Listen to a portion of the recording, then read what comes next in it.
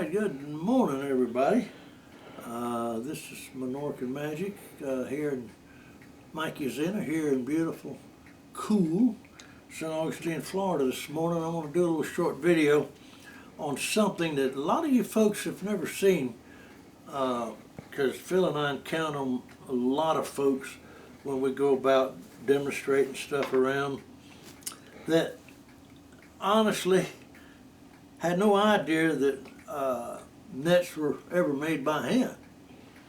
That they thought, they just assumed, because being younger, that they just assumed when they wanted a net, they just went to a bait and tackle shop or somewhere and bought one. That's the way they figured it always was. Not so. We know that.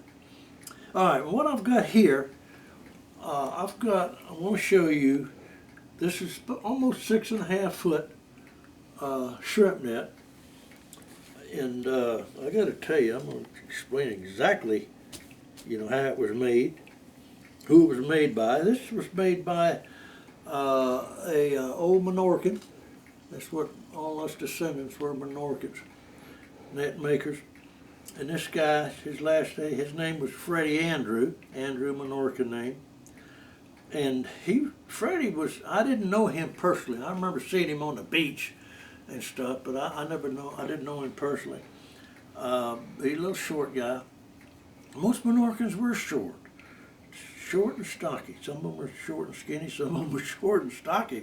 But anyway, Freddie was, I didn't realize that they didn't even know he made nets. I remember seeing him on the beach fishing, throwing a mullet net, but I never knew he made nets. But he made nets and sold them.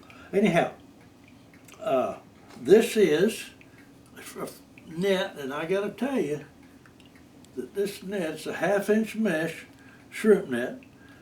It's made out of bonded nylon, the early nylon. Now this is a good quality material.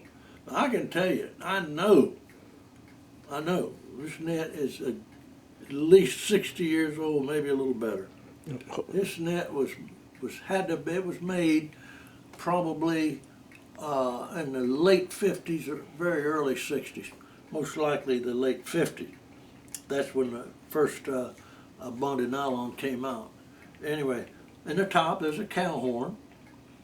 And what happened... Hold it steady and I'll get a close-up. Yeah, okay. How I ended up with this thing, it's going for a very brief period. It belongs to a descendant. The owner of this net was a local contractor. And he took absolute care of it, or it wouldn't be in this condition. This net is perfect. There's no damage to it. And the way I ended up with it is it had a bout with a squirrel. They had it hanging up in the garage, it and some other nets. And the squirrel took a liking to this one, and he kind of gnawed on it. But what I don't understand is he gnawed it on the inside. He must have climbed up in it and gnawed around that. But I cleaned it up good, but he gnawed on this thing. And it didn't do any damage. That's what's amazing. He broke some tucks loose. And so the guy I've known, the present owner, his father had this net made. Freddy Andreu made this net for his father. His name was Coot Davis, a local, very well known, very well liked contractor in St. Augustine for many years. He owned this, passed it on down to his son, Richard. When Richard called me up, wanted to know if I could patch nets. I said, I don't patch nets. Then he explained to me what it was. I said, and knowing who he was, I knew him well. I said, well, bring it by and let me look at it. And I was intrigued, impressed with this thing. But I got to tell you, it's a 16 widening net. You've heard me talk about the amount of widenings. The more widenings you have, is the more webbing you're going to have, the more sinkers you're going to have, the more weight you're going to have, the more a lot of things. There's nothing to do with the circumference. I don't care how many widenings you put in it. It does not have no bearing on the circumference. But anyway, this was a 16 winding net. He started it. They did them two ways. The earlier net makers on the 16 winding net, they put 64 meshes around the top. Remember, I start with 42. They started with way more than was necessary. That's why, it's, you know, us younger guys, I guess you'd call it, cut that amount down because it found out it wasn't necessary to have all that webbing. And he put 64 on the top. He started his widenings at 4 apart. That gave him the 16 widenings. Okay, 4 times 16 is 64, right? Unless I'm bad on my. Anyhow, that puts a lot, and we come down. This thing is about 6 feet, almost 6.5 foot. Actually, it's almost 6.5 foot. I can tell you that he started with 64. There's over 700 at the bottom. There's over 700 batches in the bottom of this net. I can tell you. So that means there's over 350 sinkers. Now I'm going to scoot it on down and pick this up, and let's see where Phil can get a good view of this.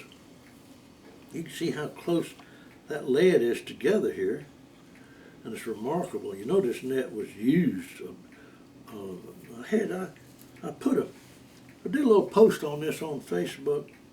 It had quite a response because, you know, being the local name, local people, a lot of people knew the family and made comments about it. And so it was interesting.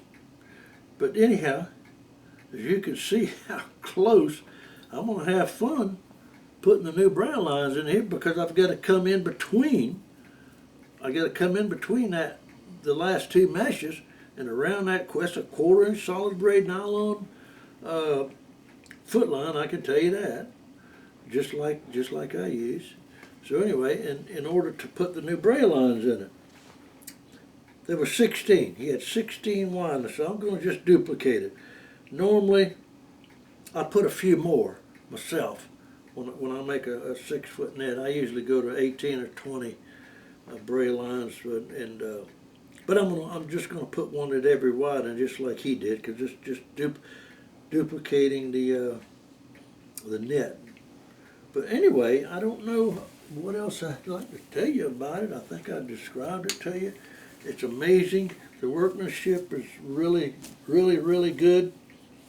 When you spread this thing out, it opens just as round as a silver dollar. I was impressed with that. It's just perfect. That's hard to do. I can tell you what, any way you look at it, I don't know if you people, you guys that are learning to make nets, if you got to the point where you, I know you are, finishing them, putting the sinkers on it, you know it is an issue to get them perfect. You're going to end up with a little bit not quite enough, or just maybe a little bit too much. But to get it perfect, it's, you know, probably no accident. That guy really knew his stuff. But anyway, I want to share that. I want to share this with you because it's rare that you find a net this old in this condition. Usually, it'd be full of holes. I've had people donate me some old nets, mullet nets, and shrimp nets that I use for part of demonstrating that I do when I go about, and they weren't. I can tell you, they weren't. I did get a little 4 foot brand new shrimp net, but it wasn't this old. It's probably 50 years old. I don't think it was ever used. But they used to make a 1/4 inch mesh, believe it or not. This is 1/2 inch. I'll make a 5/8. 1/2 inch is, you don't need a 1/2 inch mesh because anything gets up there. I just started that 5/8 mesh net. It's going to that net's going to Pittsburgh, Kansas. Okay, that's where it's headed. I just put the first foot on it yesterday evening. I've been nursing a sore shoulder, so it's kind of really slowed me down. But anyway, do what I can. But back to this. I'll finish this up and call only him. But I just wanted to share that with you because I know this. It's rare to see them. it's really a jewel to see a net that old and in that good a condition.